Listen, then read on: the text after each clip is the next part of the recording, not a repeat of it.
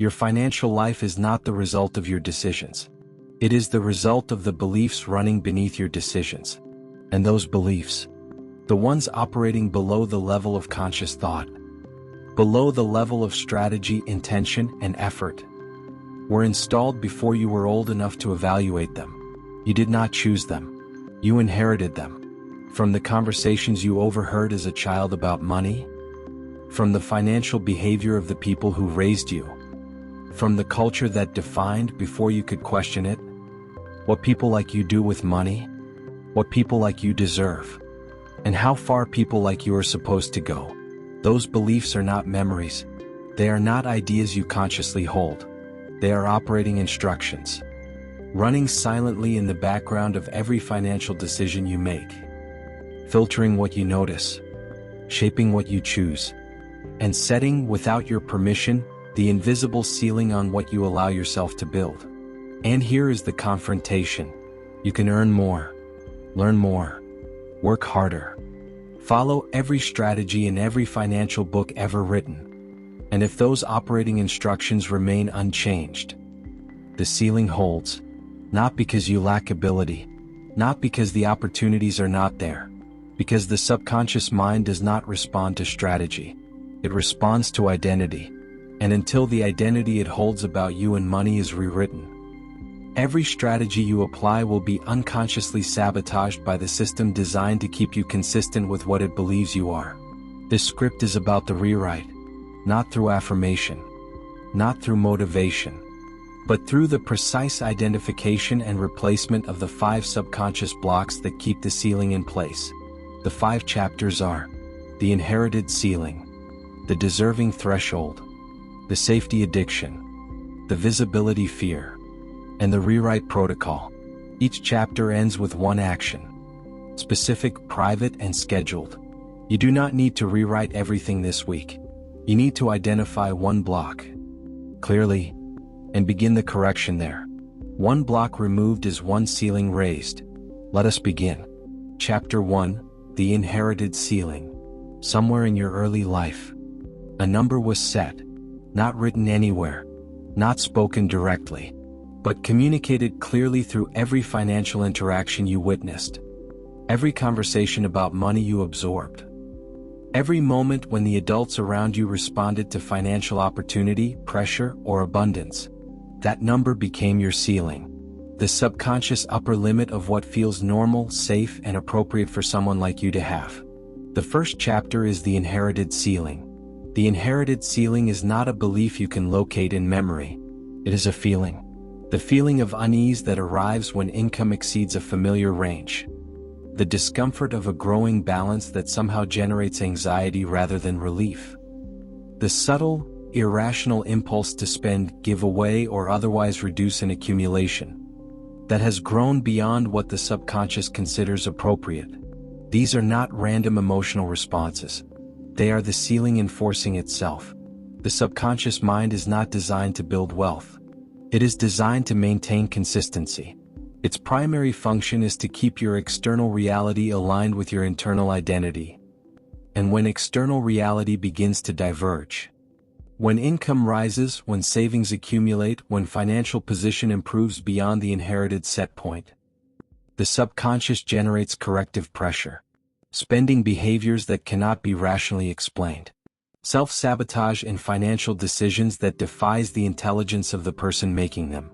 Relationship conflicts that emerge with suspicious timing around periods of financial growth. These are not coincidences. They are the ceiling at work. William Walker Atkinson identified this mechanism in 1906 as the subconscious set point. The internalized financial identity that the deeper mind works continuously to preserve. His observation was precise. The person does not rise above their subconscious financial identity. They rise to it. And then the system corrects downward to match it. The correction is not dramatic. It is quiet, gradual, and experienced as a sequence of reasonable-sounding decisions, each of which in isolation seems justified, and each of which in aggregate returns the person to the set point. In modern terms, the inherited ceiling manifests in 3 specific patterns. The first is the windfall response. when unexpected income arrives. A bonus, an inheritance, a period of unusual financial success. The person with a low inherited ceiling does not compound it. They spend it, redistribute it, or find ways, often unconsciously, to make it disappear, until the balance returns to the familiar range. Not from irresponsibility, from subconscious correction. The second pattern is the plateau. Income grows to a specific level and stops, not because the external opportunity has disappeared, but because the internal ceiling has been reached. The person unconsciously stops pursuing the opportunities that would take them further, finds reasons why the next level is not the right time, and maintains, through inaction rather than action, the position the ceiling permits. The third pattern is the comfort retreat.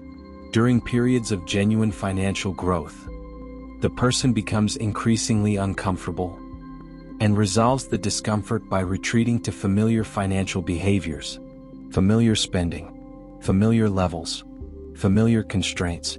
The growth is reversed not by external circumstance, but by the internal requirement for consistency with the inherited set point. Your one action this week: sit quietly for 10 minutes, without distraction. Ask yourself honestly, what is the number? What is the income level? The savings balance? The net worth figure, above which something in you becomes uncomfortable, or begins generating corrective behavior? You do not need to analyze where it came from. You simply need to name it. Write it down. The ceiling, once named, is no longer invisible, and a ceiling that can be seen, can be raised, not immediately, not through affirmation alone, but through the precise process described in the final chapter of this script. The ceiling is not your limit. It is an instruction left by someone else, in a mind that was too young to refuse it. The instruction can be updated, but only after it has been found. Find it this week. Chapter 2, The Deserving Threshold. There is a question the subconscious asks about every financial opportunity. It does not ask, is this achievable? It asks, do I deserve this? And the answer it gives is almost never the answer you would consciously choose. The second chapter is the deserving threshold. Deserving is not a financial concept. It is a psychological one. And it is, in the architecture of subconscious financial blocks, one of the most structurally damaging beliefs available to hold. Because deserving operates as a pre-filter. Before opportunity is evaluated for feasibility, before strategy is considered, before effort is applied, the subconscious runs the deserving check. And if the opportunity exceeds the internal deserving threshold, it is dismissed, not consciously. The conscious mind may never even register the dismissal. The opportunity simply does not seem relevant, or realistic, or meant for someone like you. It passes through the awareness without generating the engagement that would allow it to develop. And the person moves on, having missed something they never knew they encountered. The deserving threshold was not set by your performance. It was set by the messages, explicit and implicit, that you received early in life about your worth, your place, your appropriate level of expectation. Those messages did not have to be cruel to be damaging. They could have been practical, cautionary, realistic. The instruction to not get above yourself, to be grateful for what you have, to not want too much. Delivered with genuine care by people who were passing on the instructions they had received, installs a deserving threshold that the subconscious will enforce for decades, without either the installer or the recipient being aware of what was built. Orison Swett Martin wrote about this in 1908 as The Poverty of Small Expectation. His observation was that the greatest financial limitation most people faced was not external. It was the internal conviction that they were not the kind of person for whom significant wealth was appropriate, not impossible, not forbidden, simply not for them. That conviction, he wrote, was more effective at preventing wealth than any external obstacle. Because external obstacles can be overcome with strategy and effort, internal conviction that you do not deserve the outcome undermines the strategy before it begins, and exhausts the effort before it reaches the obstacle.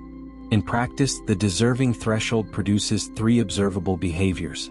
The first is opportunity deflection. When a genuine financial opportunity presents itself, the person below the threshold finds immediate, plausible reasons why it is not right for them. The timing is wrong. They are not ready. Someone else is better positioned. The risk is too high. The commitment is too large. Each reason sounds rational. Collectively, they form a pattern of consistent deflection that protects the subconscious from the discomfort of pursuing something that exceeds the threshold. The second behavior is underpricing. The person who does not believe they deserve significant compensation sets their prices, rates, and income expectations below the market value of their capability, not from humility, from the subconscious enforcement of the threshold. They are unconsciously ensuring that their compensation stays within the range their deserving threshold permits. The third behavior is success guilt. When financial progress does occur, when income rises or wealth accumulates beyond the threshold, the person experiences not satisfaction, but guilt, a persistent, low-level sense that they have taken something that was not rightfully theirs, or that the success will be corrected, that it cannot last, that something will restore the familiar level. That guilt is not a signal about external reality. It is the threshold generating discomfort to enforce the set point. Your one action this week: write down the most significant financial opportunity you have deflected in the last 2 years. The one with the most plausible reasons against it. Then write this question underneath it: if someone I respected deeply told me I deserved this, would I have pursued it? The answer to that question is a direct reading of your deserving threshold. Not a judgment, a measurement. The threshold measured can be raised. The rewrite process is in the final chapter. But the measurement must come first. Measure it this week. Counterintuitive truth ahead. The deserving threshold is not a reflection of your actual worth. It is a reflection of the messages you received before you had the judgment to evaluate them. Those messages were wrong. Not morally wrong, factually wrong. They described a ceiling as though it were a floor, and you have been building on it ever since. Chapter 3: The Safety Addiction. Safety feels like wisdom. In the context of the subconscious financial mind, it is often the most expensive addiction available. The third chapter is the safety addiction. The subconscious mind values safety above almost everything else. This is not a flaw. It is a design feature. The subconscious was built to protect, to avoid threat, to maintain the conditions that have historically proven survivable. And for most of human history, that design served us well. But the subconscious does not distinguish between physical threat and financial opportunity. It processes them through the same system. Uncertainty feels like danger. The unfamiliar feels like risk. Change, even positive change, activates the same protective mechanisms as genuine threat. And so the subconscious, doing exactly what it was designed to do, generates resistance to every financial decision that involves uncertainty, unfamiliarity, or change. That resistance is experienced as caution, as prudence, as responsibility, and it is so well disguised as virtue that the person under its influence rarely recognizes it as the block it actually is. Frank Channing Haddock described this in 1907 as the paralysis of the careful man. His observation was unsentimental. The most financially paralyzed people he observed were not reckless. They were careful. Carefully, systematically, and permanently avoiding every decision that carried the uncertainty necessary for growth. Their carefulness was not protecting them from loss. It was protecting the subconscious from the discomfort of the unfamiliar. And the cost of that protection, measured in compounding cycles missed, in opportunities deflected, in positions never entered, was indistinguishable in its financial outcome from recklessness. Both the reckless and the overcareful arrive at the same destination, one through too many wrong moves, the other through too few right ones. In practice, the safety addiction manifests in 3 specific financial behaviors. The first is analysis paralysis. The safety-addicted mind generates a continuous requirement for more information before any decision can be made. More research, more data, more certainty. And since certainty about future financial outcomes is structurally impossible, the requirement can never be met. The decision is perpetually deferred, the opportunity perpetually missed. The second manifestation is the familiarity premium. The safety-addicted mind pays a significant premium to stay within familiar financial instruments, familiar income sources, and familiar financial behaviors, regardless of whether those familiar positions are producing adequately. The familiar is safe, the unfamiliar is threat, and so the subconscious enforces familiarity, even when the familiar is demonstrably underperforming. The third manifestation is retroactive justification. After every deferred decision, every missed opportunity, every position not entered, the safety-addicted mind generates a compelling story about why the caution was wise. The market moved unfavorably. The timing was wrong. The risk was real. The story is almost always partially true, and the partial truth makes it impossible to see the pattern clearly. Because each individual deferral has a legitimate-sounding explanation, the pattern only becomes visible when all the deferrals are viewed together as a continuous, compounding cost of safety purchased at the price of growth. Your one action this week: identify the financial decision you have been deferring longest, not the most recent one, the oldest one, the decision that has been waiting the longest for conditions to feel safe enough to proceed. Write down the date when you first considered it. Then write down honestly what the compounding cost of the deferral has been, not the risk of proceeding, the cost of not proceeding. Both numbers deserve to be on the same page. The safety addiction is maintained by calculating only one of them. Calculate both, and let the honest arithmetic of the deferral speak for itself. Chapter 4: The Visibility Fear. The quietly wealthy build without an audience, but most people cannot build without one. Not because they are vain, but because the subconscious requires the validation of being seen as evidence that the building is real. The fourth chapter is the visibility fear. Visibility fear is not the fear of being seen. It is the fear of being seen and found wanting, of building something, declaring it, pursuing it publicly, and then failing in front of the audience that witnessed the declaration. That fear is one of the most potent suppressors of financial action available, because it does not prevent the desire to build. It prevents the beginning of building. The desire remains vivid, persistent, and genuinely held.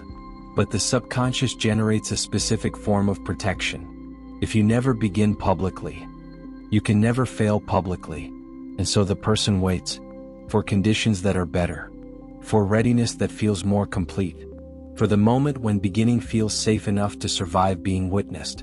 That moment in most cases never arrives, because the subconscious, designed to protect, does not release the protection when conditions improve. It generates new conditions for the protection to point to.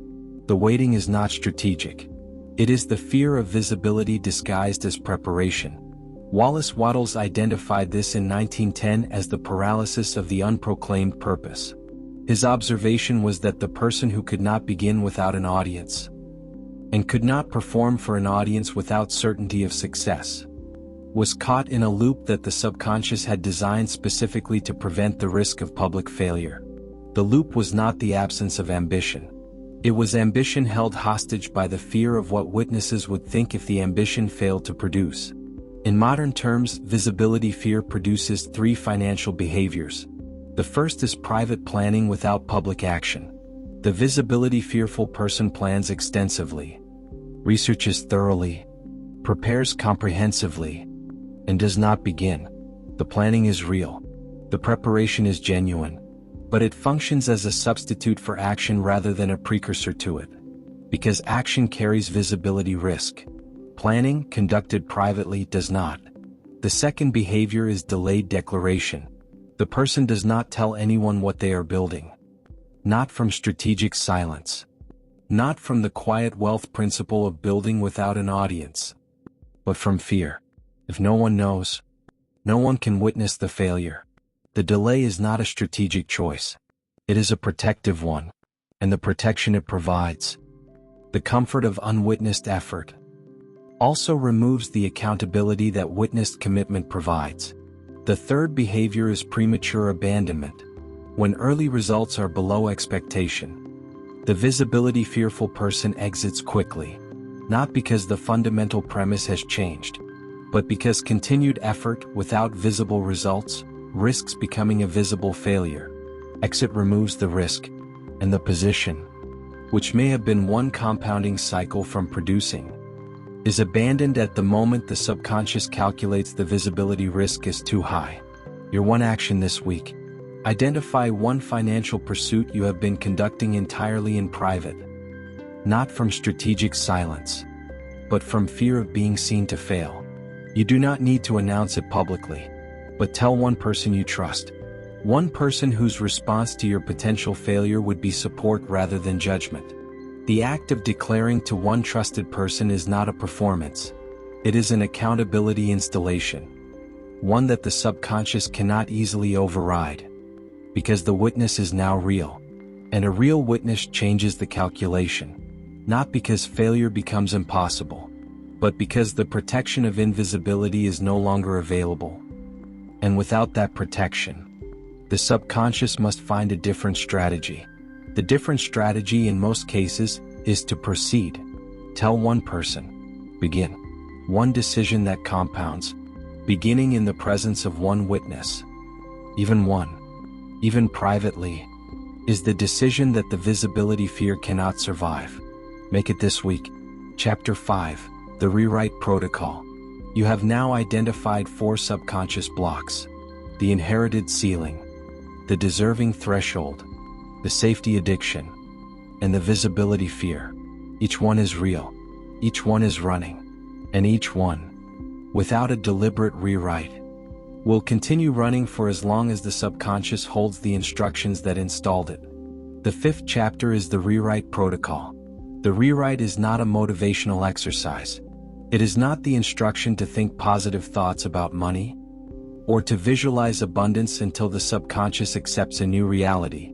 Those approaches address the surface. The rewrite addresses the operating instructions themselves, and it works through a precise, repeatable process that the subconscious cannot easily refuse, because it is built on the same mechanism the original installation used. The original beliefs were installed through repetition, emotion, and identity confirmation. The same 3 elements. Applied deliberately. Rewrite them. The protocol has 5 steps. Each step is applied to each block, in sequence, over time, not rushed, not performed in a single session. Applied patiently, consistently, and privately. Step 1 is precise identification. The block must be named with specificity, not a general sense of money issues or financial anxiety. A precise, behavioral description of the block and how it manifests. The ceiling number, the deflected opportunity, the deferred decision, the private pursuit. Specificity is the first requirement, because the subconscious does not respond to general instructions. It responds to specific ones. Identify the block precisely. Write it in one sentence. Step 2 is origin acknowledgement. The block was installed by someone else's instructions, in a mind that was not yet able to evaluate them. This step is not blame. It is attribution. The instruction came from outside. It was not a discovery of personal truth. It was an inheritance, and inheritances can be returned. Write in one sentence where the instruction came from, not to assign fault, to confirm that it was external, and therefore changeable. Step 3 is cost calculation. The block has a specific compounding financial cost, calculated honestly, not emotionally, not dramatically, but precisely. What has this block cost in missed compounding cycles, deferred decisions, deflected opportunities, and suppressed income? Write the number, even an estimate. The cost, made concrete, changes the emotional weight of the block, from something that feels protective to something that feels expensive. And expensive things that do not serve you are things the subconscious can be motivated to release. Step 4 is the replacement instruction. Write the new operating instruction. One sentence, present tense, behavioral, Not, I am wealthy and abundant. Too abstract to filter decisions. Specific, I am the kind of person who pursues opportunities that exceed my current comfort level.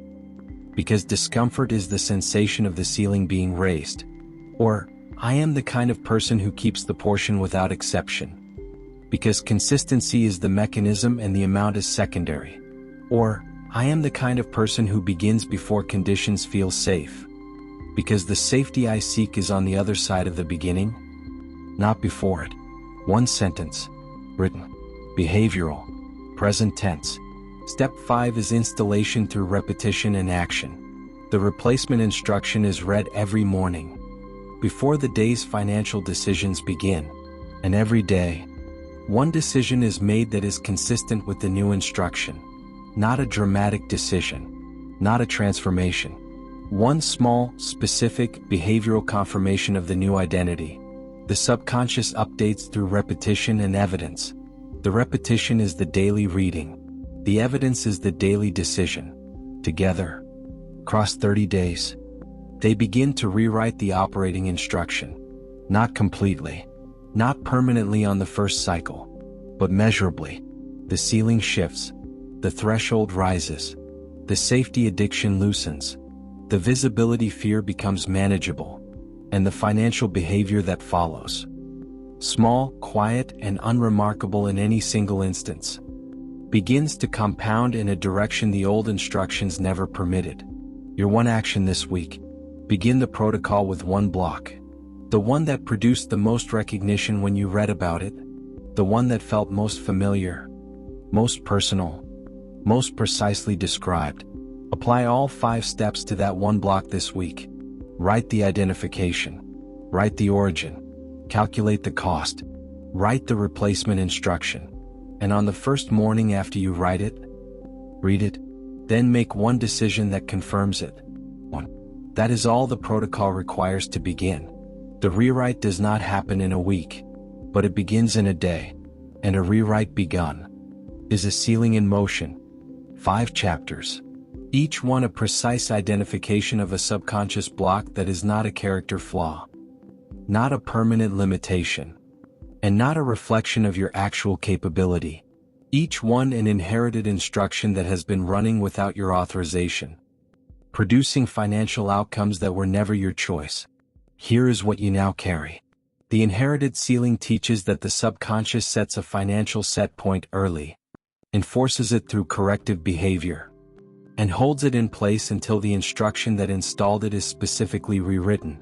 The deserving threshold teaches that the subconscious pre-filters opportunity through the lens of what it believes you deserve, and that the filter was set by external messages received before you had the judgment to refuse them. The safety addiction teaches that the subconscious processes financial uncertainty as physical threat, generating caution that is experienced as virtue, and producing, through inaction, the same financial outcome as recklessness.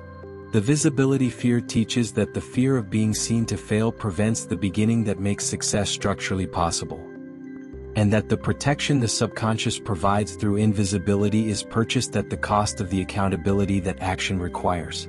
The rewrite protocol teaches that subconscious operating instructions are not permanent, that they were installed through repetition, emotion, and identity confirmation, and that the same process applied deliberately rewrites them. Your 3-sentence recap. Your financial life is not the result of your strategy. It is the result of the instructions running beneath your strategy. And no strategy, however sound, can consistently outperform the subconscious system designed to keep you consistent with what it believes you are.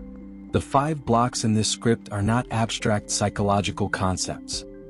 They are specific, behavioral, financially costly patterns that are identifiable in your own decisions if you look at them with the honesty this script has asked for. You do not need to rewrite everything at once. You need to begin the protocol with one block this week, and let the first rewrite prove to the subconscious that the instructions are changeable.